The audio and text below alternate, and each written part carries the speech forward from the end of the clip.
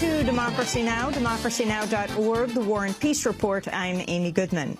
President Obama's announced the United States will restore full diplomatic relations with Cuba for the first time in more than half a century. In an historic address Wednesday, Obama announced the shift would include the opening of a U.S. embassy in Havana. Secretary Kerry to immediately begin discussions with Cuba to reestablish diplomatic relations that have been severed since January of 1961. Going forward, the United States will reestablish an embassy in Havana, and high-ranking officials will visit Cuba. Where we can advance shared interests, we will, on issues like health, migration, counterterrorism, drug trafficking, and disaster response. The softening of relations also came with the release of prisoners in both the United States and Cuba. Cuba released Alan Gross, a subcontractor for the U.S. Agency for International Development, or USAID. He was arrested in 2009, sentenced to 15 years for smuggling in illegal technology for opposition groups. Cuba also released a top spy identified by Newsweek as Rolando Saraf Trujillo, a former cryptographer at Cuba's Directorate of Intelligence who worked secretly for the CIA. In exchange, the United States has released the 3 remaining members of the Cuban Five, a group of Cuban intelligence officers arrested in the United States in 1998 and convicted of conspiracy to commit espionage. They say they were not spying on the United States, but trying to monitor violent right-wing Cuban exile groups responsible for attacks inside Cuba. We'll have more on Cuba after headlines.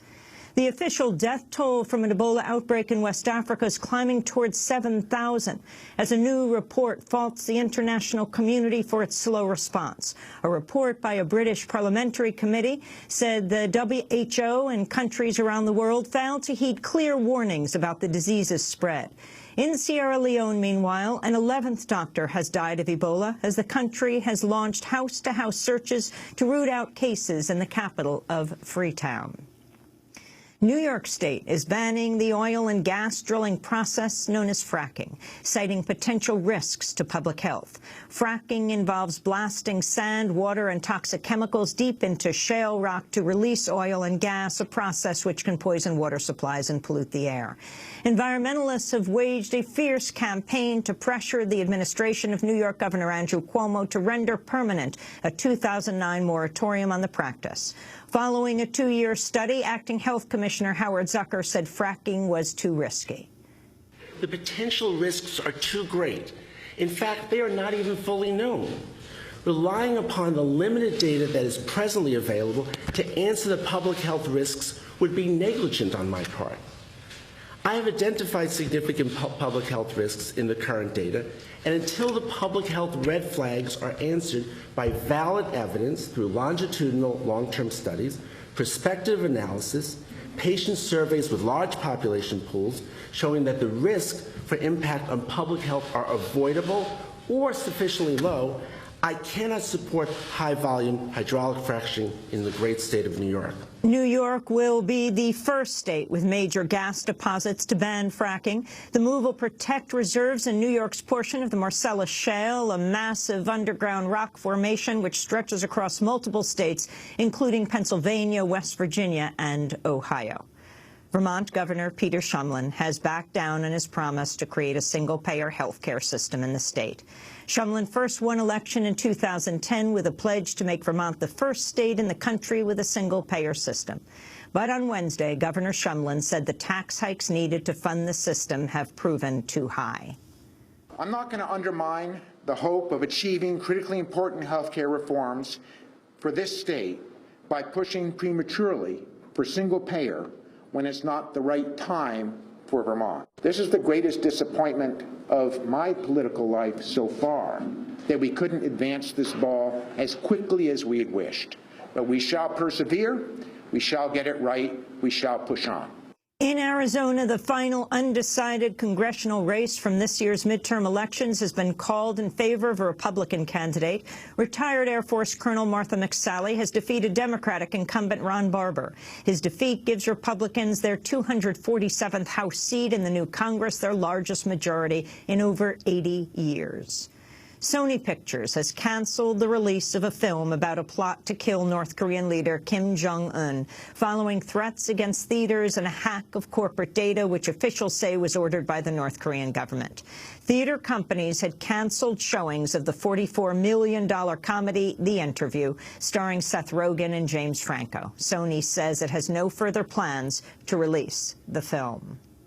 In Colombia, FARC rebels have announced a unilateral ceasefire following a round of talks with the government. The rebels say they'll end hostilities unless the army attacks them first. FARC representative Ivan Marquez said he hopes the truce will become permanent. Since we believe that we have initiated a definitive path toward the peace along with a constituent process, we have resolved to declare a unilateral ceasefire and end to hostilities for an indefinite time, which should transform into an armistice. Talks between the Colombian government and the FARC aimed at resolving the 50-year conflict resumed earlier this month in Cuba.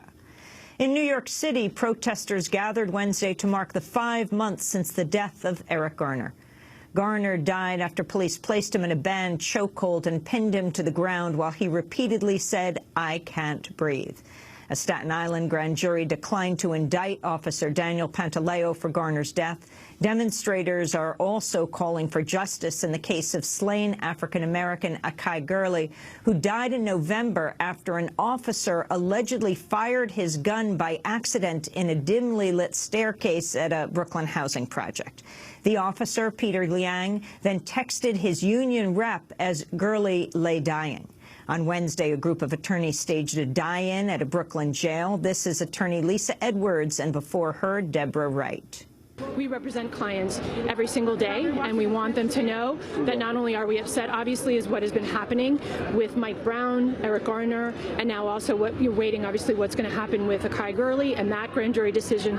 We also want to make sure that our clients who are here today and in the other boroughs know that we care about them. We work within the system, but the system is broken. So we're here to say it's time for the system to be fixed. We need a special prosecutor. We need open grand jury minutes. And that's what we need to get justice. A former corrections captain at New York's Rikers Island jail complex has been convicted of violating the civil rights of a mentally ill prisoner who ate a packet of toxic detergent and was left to die in his cell. In 2012, Jason Echevarria pleaded for help for hours as the detergent burned his insides. Captain Terrence Prendergast repeatedly ignored reports of the prisoner's illness, at one point telling a subordinate he shouldn't be bothered unless there was a dead body. Echevarria was found dead the next morning. Prendergast could face up to 10 years in prison following his conviction. The FBI has launched an investigation into the death of an African-American teenager who was found hanging from a swing set in North Carolina. In August, 17-year-old Lennon Lacey was found dead in a majority-white trailer park in the tiny town of Bladenboro.